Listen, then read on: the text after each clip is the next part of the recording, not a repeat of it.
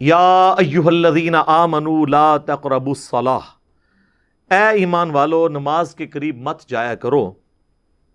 آپ بس اتنا ہی پڑھ لیں، شارٹ کلپ بنا لو اللہ دا بھی، نعوذ باللہ.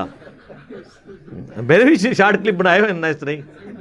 اور وہ شارٹ کلپ جب میں اپنے خلاف دیکھتا ہوں نا، مجھے اپنے اوپر اتنا غصہ آتا ہے، یار یہ کیا بکواس کر رہے ہیں. تو میں سوچتا ہوں ایک عام آدمی بھی یہی سوچتا ہوگا کہ یار یہ کیا، بھئی پوری بات کریں تو پھر پتہ چل جائے گا وہ بات کیا ہو رہی ہے.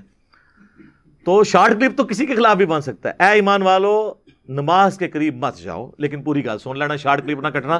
وَأَنْتُمْ سُكَارَىٰ، اس حال میں کہ تم نشے کی حالت میں ہو. اور ظاہر ہے کہ یہ آیت اس وقت کے لیے تھی جب اسلام نے ابھی شراب کے نشے کو مکمل طور پر حرام نہیں کیا تھا. شراب 3-4 سٹیجز میں حرام ہوئی ہے. اس کی فائنل حرمت آئی ہے سورۃ المائدہ میں جا کے، جہاں پہ اللہ تعالیٰ نے پھر دھمکی دی ہے کہ باز آتے ہو کہ نہیں. یہاں تک یہ تھا کہ نشہ اگر کوئی کر رہا ہے، چونکہ عرب کے لوگ پکے اس کی عادی تھے، ٹائم لگا چھوڑنے میں، تو ایٹ لیسٹ نماز کی حالت میں نہ جایا کرو جب تک نشہ اترے نہ، نماز نہ پڑھو. اس کی لاجک بتا دی کیوں. حتی تعلموا ما تقولون، یہاں تک کہ تمہیں یہ پتا چل جائے کہ تم کہہ رہے کیا ہو. یہ نہ ہو کہ تمہیں پتہ ہی نہ ہو اور تم کچھ کا کچھ پڑھ دو، قرآن کی آیات کو غلط ملت کر دو، اور تمہیں پتہ ہی نہیں، تم اللہ کے سامنے کھڑے ہو، الٹا اپنے حق میں دعا کرنے کے بدعا کرنا شروع کر دو.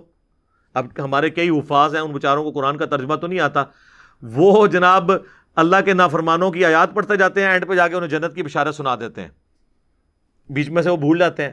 اور کبھی جنتیوں کا ذکر ہوتا ہے، اینڈ پہ جا کے ان کو جہنم میں پھینک آتے ہیں، کیونکہ انہیں ترجمہ تو آتا نہیں ہوتا. اور ورنہ اگر ترجمہ آتا ہو تو آپ ایمانداری سے بتائیں، جب وہ بندہ آیت پڑھ رہا ہوگا تو اسے خود رک جائے گا کہ یار یہ تو ذکر ہو رہا تھا اہل ایمان کا، تو یہ جہنم بیچ میں کہاں سے آ گئی.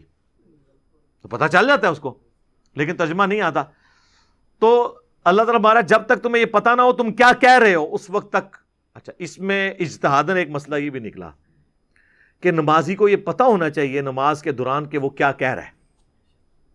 نشے سے باہر نکلے ہوئے بندے کو بھی پتہ ہونا چاہیے. عام حالت میں سب ہم لوگ نشے کے بغیر ہی پڑھ رہے ہیں نا نماز، لیکن اللہ تعالیٰ اس کی لاجک دے رہا ہے حتی تعلموا ما تقولون، تمہیں پتہ ہو تم کہہ رہے کیا ہو. تو اس کا مطلب ہے ایٹ لیسٹ نماز کا ترجمہ ہمیں آنا چاہیے، تاکہ ہم جب غور و تفکر کریں. کہتے ہیں نماز میں خیال بہت آتے ہیں، خیال آنے چاہیے نا، کیونکہ جو آپ بول رہے ہیں آپ کو اس طرف توجہ ہی نہیں، آپ کو پتہ ہی نہیں آپ کیا کہہ رہے ہیں، تو پھر ظاہر ہے ذہن میں پھر کوئی اور چیز تو داخل ہوگی نا. نماز کے علاوہ بھی کر لیں آپ کوئی کام ایسا جس میں آپ کو پتہ نہ ہو کہ آپ کیا کہہ رہے ہیں، تو خیال تو بیچ میں کئی ایک آئیں گے. ٹھیک ہے، جس طرح لوگ اپنا کام کرتے ہوئے گانا گنگنا رہے ہوتے ہیں، اس وقت ان کے گانے کی طرف توجہ نہیں ہوتی نہ اس کے اشعار کی طرف، اور پیرلل میں اپنا کام کر رہے ہوتے ہیں، دماغ میں کچھ اور بھی سوچ رہے ہوتے ہیں، وہ گنگنا ویسے رہے ہوتے ہیں. بس اسی طریقے سے نماز بھی لوگ ویسے پڑھ رہے ہوتے ہیں جب ترجمہ ہی نہیں پتہ ہوگا. تو اس آیت میں واضح حکم آ گیا کہ آپ کو یہ پتہ ہونا چاہیے. آج کی ڈیٹ میں تو نشہ ہے ہی حرام ہے، شراب کے اوپر بھی میری ویڈیوز ریکارڈ ہیں آلریڈی.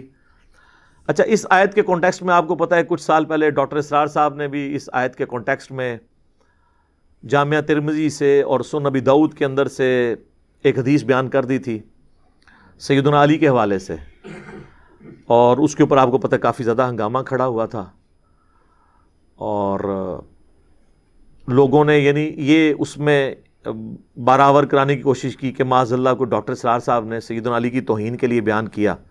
وہ ترمذی ابو داؤد میں جو روایت آتی ہے کہ وہ نماز پڑھا رہے تھے تو قل یا ایھا الکافرون انہوں نے خلط ملت کر دی، تو اس کے اوپر یہ آیت نازل ہوئی. اب یہ جو حدیث ہے نا، اس کی صحت کے بارے میں محدثین کے ہاں اختلاف پایا جاتا ہے. بعض اسے صحیح سمجھتے ہیں، بعض اسے ضعیف سمجھتے ہیں. جو صحیح سمجھتے ہیں وہ کہتے ہیں اس کی سند حسن درجے کی تو ہے. جو ضعیف سمجھتے ہیں وہ کہتے ہیں اس میں ایسے راوی ہیں جو ناسبی ہیں، حضرت علی سے بغض رکھنے والے ہیں، لہٰذا ان کی بات حضرت علی کے خلاف ایکسیپٹ نہیں کی جائے گی، انہوں نے گھڑی ہوگی. بہرحال دونوں صورتوں میں ڈاکٹر اسرار صاحب پہ یہ تہمت نہیں آپ لگا سکتے. اس کی وجہ یہ ہے کہ انہوں نے اس سے یہ رزلٹ نہیں نکالا نعوذ باللہ من ذالک کہ حضرت علی کی توہین کی ہو. باقاعدہ انہوں نے اس میں کلیریفائی کیا کہ اگر اس زمانے میں کسی نے پی ہے تو سورہ المائدہ میں اللہ نے اس کے پینے کو اپنے حق میں آن کیا ہے.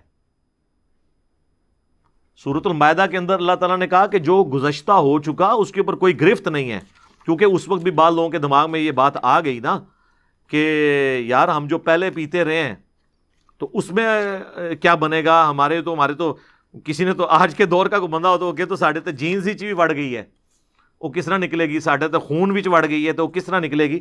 تو اللہ تعالیٰ نے وہ وہم نکال دیا کہ اگر اس زمانے میں کسی نے اس طرح کیا تھا نا تو اس کے اوپر پھر اس اعتبار سے کوئی گرفت نہیں ہوگی، کیونکہ ظاہر ہے اللہ تعالیٰ نے اس کے اوپر کوئی سختی فرمائی نہیں تھی، جب اللہ تعالیٰ نے سختی نہیں فرمائی تھی تو آپ اس کے حوالے سے کسی کو بلیم نہیں کر سکتے۔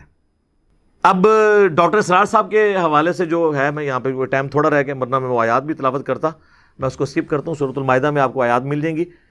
ڈاکٹر اسرار صاحب کے حوالے سے چونکہ کافی ہنگامہ اس وقت کھڑا ہوا تو بعض لوگوں نے ان کے اوپر یہ گرفت کی، تو میں نے اس وقت بھی جواب دیا تھا کہ اگر وہ اس روایت کو صحیح سمجھتے ہوئے بیان کر رہے ہیں تو اس سے کوئی حضرت علی کی تنقیص انہوں نے مراد نہیں لی ہے۔